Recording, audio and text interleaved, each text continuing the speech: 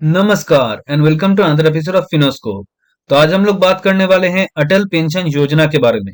Video शुरू करने से पहले आप लोगों से एक ही रिक्वेस्ट है कि अगर आप लोगों को मेरा वीडियो पसंद आए तो आप लोग मेरा चैनल फिनोस्कोप लाइक शेयर और सब्सक्राइब कीजिए। तो चलिए लेट्स स्टार्ट। तो दोस्तों ये जो स्कीम है अटल पेंशन योजना, इस योजना को स्कीम को लॉन्च किया गया था 2015 में। और इस स्कीम में इन्वेस्ट करने के लिए आपको एक इंडियन सिटीजन होना पड़ेगा, यानी कि एनआरआई यानी कि नॉन रेजिडेंट इंडियन इस स्कीम में इन्वेस्ट नहीं कर पाएंगे। और इस स्कीम में इन्वेस्ट करने के लिए आपका जो एज जो ब्रैकेट होना चाहिए वो एज ब्रैकेट होना चाहिए 18 से 40 साल के बीच। यानी कि आपका उम्र 18 से 40 साल के बीच होना चाहिए, तभी आप इस स्कीम में इन्वेस्ट कर पाएंगे। और इस योजना में पेंशन पाने के लिए आपको खुद से कुछ कंट्रीब्यूशन करना पड़ता है। और ये जो कंट्रीब्यूशन है ये आपको मिनिमम 20 साल के लिए यानी 20 ईयर्स के लिए आपको ये कंट्रीब्यूशन करना पड़ेगा। और इस स्कीम से आपको जो पेंशन मिलेगा वो मिनिमम और मैक्सिमम पेंशन जो आपको मिलेगा, मिनिमम पेंशन आपको 1,000 रुपए का मिलेगा और मैक्सिमम पेंशन आपको 5,000 रुपए का मिलेगा। अब दोस्तों इस स्कीम में इन्वेस्ट करने के लिए आपके पास एक वैलिड मोबाइल नंबर होना चाहिए, ठीक है। और आपका जो मोबाइल नंबर है वो मोबाइल नंबर आपके आधार कार्ड के साथ लिंक होना चाहिए। यानी कि आपका आधार कार्ड आपके मोबाइल नंबर के साथ लिंक होना चाहिए। और आपका जो बैंक अकाउंट रहेगा वो जो बैंक अकाउंट आपका आधार कार्ड के साथ भी लिंक होना चाहिए। तो मैं एक बार फिर से रिपीट कर देता हूं कि आपका आधार कार्ड आपके बैंक अकाउंट के साथ लिंक होना चाहिए और आपका मोबाइल नंबर भी आपके आधार कार्ड के साथ लिंक होना चाहिए, तभी आप इस स्कीम में इन्वेस्ट कर पाएंगे। तो दोस्तों अब बात कर लेते हैं कि अटल पेंशन योजना में आप अपना खाता कैसे खोल पाएंगे। तो देखिए अटल पेंशन योजना में खाता खोलने के लिए आप किसी भी नेशनलाइज्ड बैंक के थ्रू अटल पेंशन योजना में अपना खाता खोल पाएंगे। तो इसके लिए आप उस बैंक में विजिट करके वहां से फॉर्म लेके फॉर्म फिलअप करके जमा दे दीजिएगा। उसी के साथ आपका अकाउंट जो है वो आपके नाम पे खोल दिया जाएगा। अब देखिए एपीवाई का जो फॉर्म है वो ऑनलाइन ऑफलाइन दोनों में ही अवेलेबल है। ऑफलाइन के लिए आपको तो बैंक विजिट करना पड़ेगा और ऑनलाइन के लिए आप गवर्नमेंट ऑफ इंडिया का जो एपीवाई का जो पोर्टल है, जो वेबसाइट है, वहां पे जाके आप ऑनलाइन फॉर्म डाउनलोड कर पाएंगे। और उस फॉर्म को डाउनलोड करने के बाद आप फिलअप कीजिए और फिलअप करने के बाद आप जिस भी बैंक में एपीवाई का अकाउंट खोलना चाहते हैं उस बैंक में जाके उस फॉर्म को जमा कर दीजिएगा। अब देखिए एपीवाई का जो फॉर्म है वो इन लैंग्वेजेस में, इन भाषाओं में अवेलेबल है, जैसे कि इंग्लिश, हिंदी, बंगाली यानी कि बांग्ला, गुजराती, कन्नड़, मराठी, उड़िया, तमिल और तेलुगु, इन सभी लैंग्वेजेस में एपीवाई का जो फॉर्म है वो अवेलेबल है। अब देखिए जैसे मैंने बताया कि फॉर्म को फिलअप करने के बाद, जो एप्लीकेशन फॉर्म है उसको फिलअप करने के बाद आप जिस भी बैंक में अपना खाता खोलना चाहते हैं एपीवाई में, उस बैंक में आपको जमा करना पड़ेगा। अब देखिए फॉर्म के साथ और भी कुछ चीजें आपको जमा करना पड़ेगा, जैसे कि वैलिड मोबाइल नंबर। मैंने पहले ही बताया कि आपका जो मोबाइल नंबर रहेगा उस मोबाइल नंबर को आपको अपना बैंक अकाउंट के साथ, जिस भी बैंक में आप अपना एपीवाई का खाता खोलना चाहते हैं उस बैंक अकाउंट के साथ वो मोबाइल, आपका जो मोबाइल नंबर रहेगा वो मोबाइल नंबर लिंक होना चाहिए। तो देखिए जो मोबाइल नंबर आपका लिंक रहेगा उसी मोबाइल नंबर को आपको बैंक एप्लीकेशन फॉर्म के साथ जमा देना पड़ेगा। और उसके बाद आपका जो आधार कार्ड है, आधार कार्ड का एक फोटोकॉपी यानी कि जेरॉक्स भी एप्लीकेशन फॉर्म के साथ जमा देना पड़ेगा।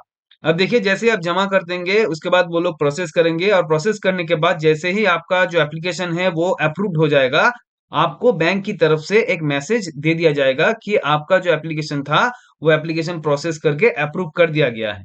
अब दोस्तों वीडियो के शुरुआत में मैंने बताया था कि आप इस स्कीम से यानी कि अटल पेंशन योजना से मिनिमम 1,000 रुपए से मैक्सिमम 5,000 रुपए का पेंशन विड्रॉ कर पाएंगे।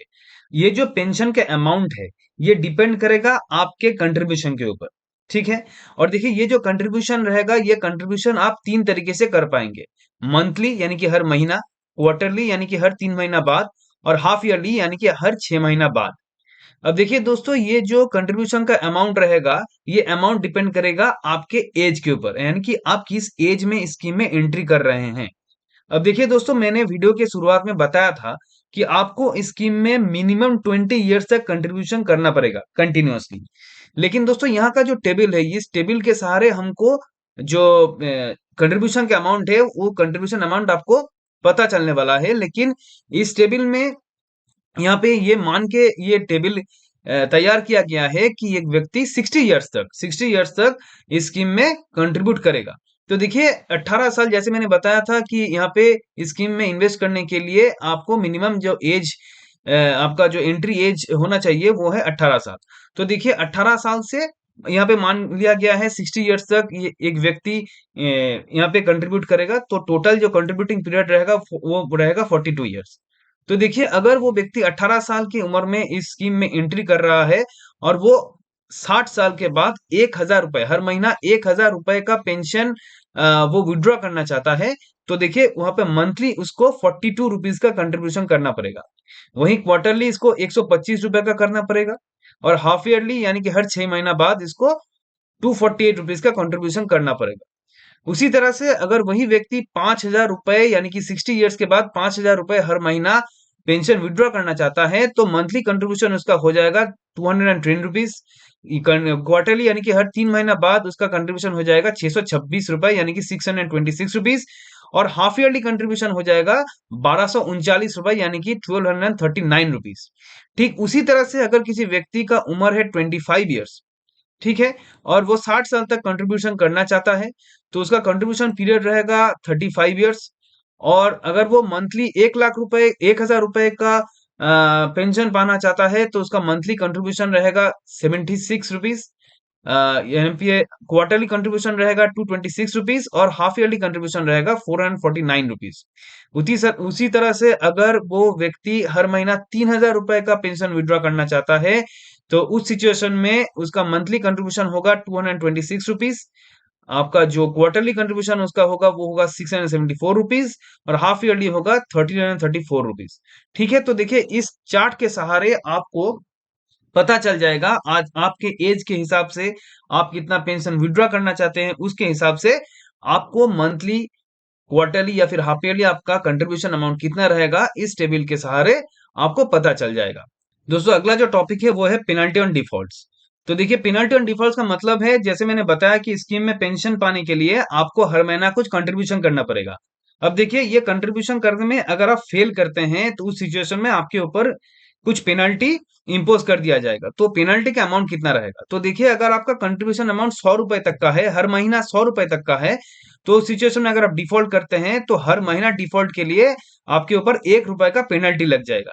तो मान के चलिए कि आपका हर महीने का जो कंट्रीब्यूशन अमाउंट है वो 100 रुपए का है और आप कंटिन्यूअसली 3 महीने तक आपका कंट्रीब्यूशन देने में फेल किए हैं, तो हर महीना 1 रुपए के हिसाब से आपके ऊपर 3 रुपए का पेनल्टी इंपोज कर दिया जाएगा।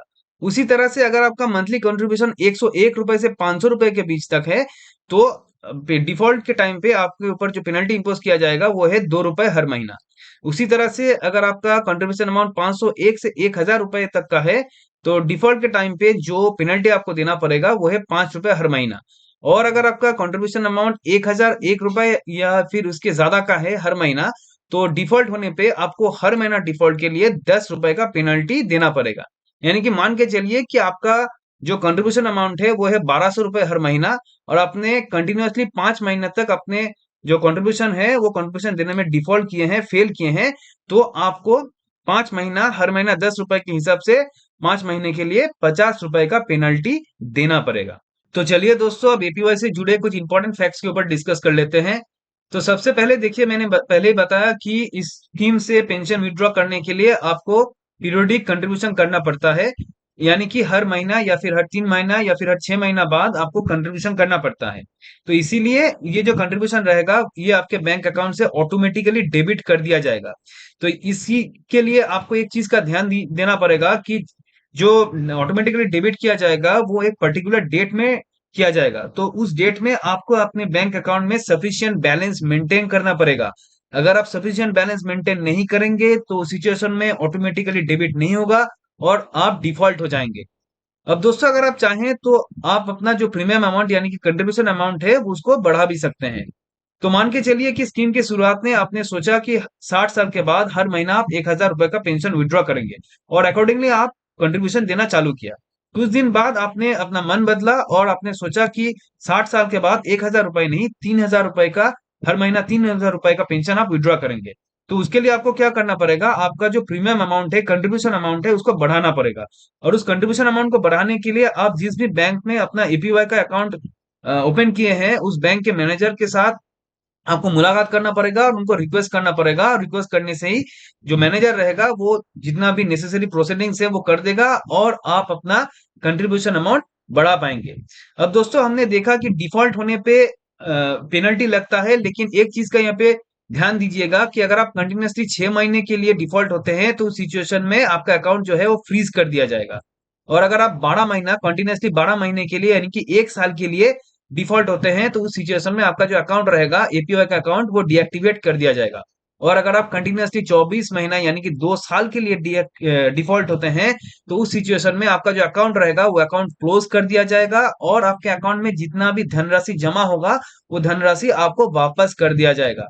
अब दोस्तों इस स्कीम का एक ड्रॉबैक है, वो ड्रॉबैक ये है कि स्कीम में प्रीमेच्योर विड्रॉल फैसिलिटी नहीं है, यानी कि मैच्योरिटी से पहले आप पैसा विड्रॉ नहीं कर पाएंगे। लेकिन दो ऐसा सिचुएशन है जहां पे आप प्रीमेच्योर विड्रॉल कर पाएंगे।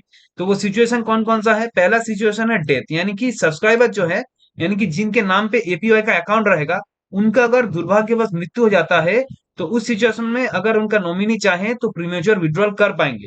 और दूसरा है टर्मिनल इलनेस।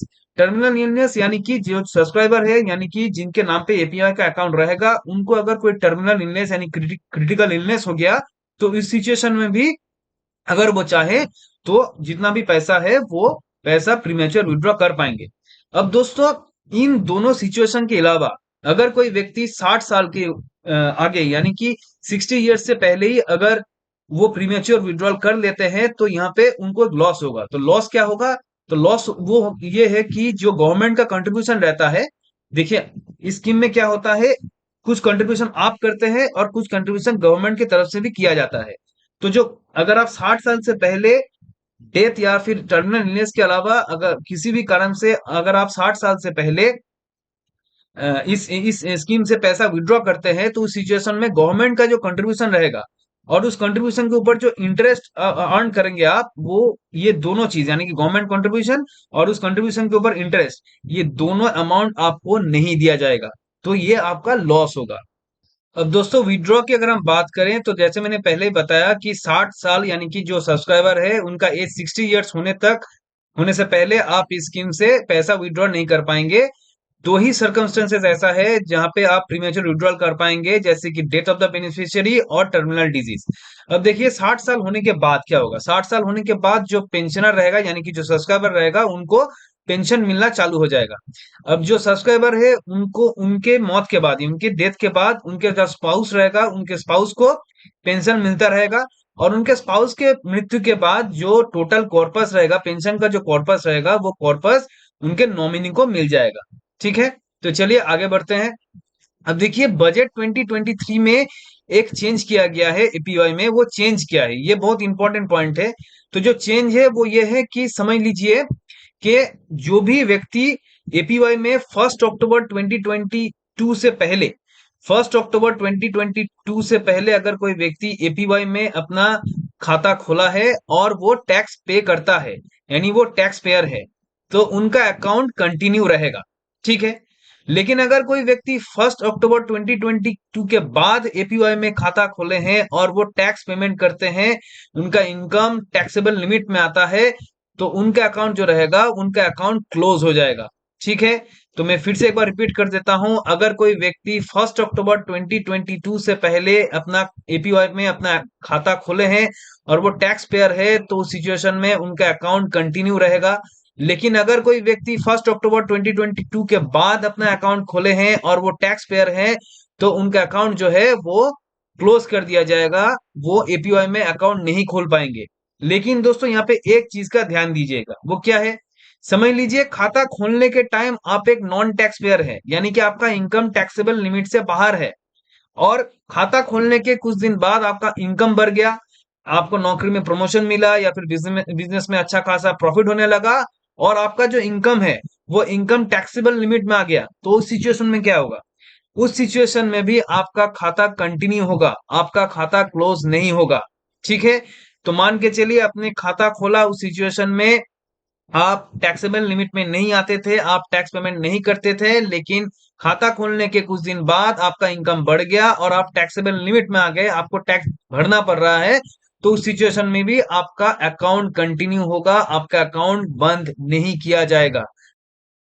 तो दोस्तों ये था अटल पेंशन योजना के ऊपर एक डिटेल डिस्कशन। हमने स्कीम के एलिजिबिलिटी क्राइटेरिया के बारे में जाना, कितना पेंशन अमाउंट होगा उसके बारे में जाना, स्कीम में अप्लाई कैसे किया जाएगा उसके बारे में जाना। तो उम्मीद करते हैं कि आज का वीडियो आप लोगों को पसंद आया होगा, और अगर आप लोगों को मेरा वीडियो पसंद आए तो आप लोग मेरा चैनल फिनोस्कोप लाइक शेयर और सब्सक्राइब कीजिए। तो मिलते हैं एक नए टॉपिक में, नए वीडियो में। तब तक के लिए खुश रहिए, सेफ रहिए। Thank you.